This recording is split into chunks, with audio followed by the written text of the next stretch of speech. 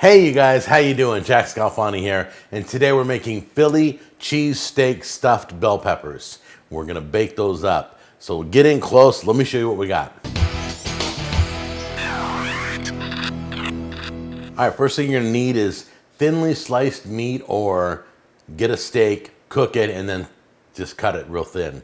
Onions, mushrooms, provolone cheese, and of course, bell peppers. Get your meat cooking. We chose to bake it, but you can barbecue, you can smoke it, you can cook your steak any way you want. But we figured that while it's baking, we can get other ingredients ready. So give it some good seasoning. We're using salt, grass, 7 steak spice. My buddy loves this stuff. All right, first thing you're gonna do is cut all your bell peppers in half. It should look like something like this. We got a little bacon fat in here. We're gonna heat that up right now. All right, so we're gonna cook up our onions and our mushrooms ahead of time. All right, now we see browning happening, so we're gonna throw in our mushrooms.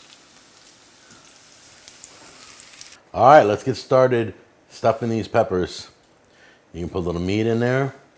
Don't go overboard. I always go overboard with everything. Take a little bit of stuffing, put it in there. Okay, place this in the oven at 400 degrees for 20 minutes, or until you want the cheese to get all bubbly and brown. And there it is, Philly cheesesteak stuffed bell peppers, all ready to go. We're gonna let them cool in them just for a few minutes, then we're gonna give them a try, okay?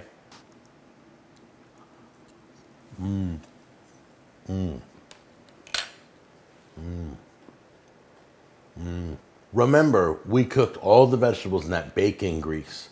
That really added a lot of flavor. I just realized that when I bit into it, I could taste all that bacon flavor.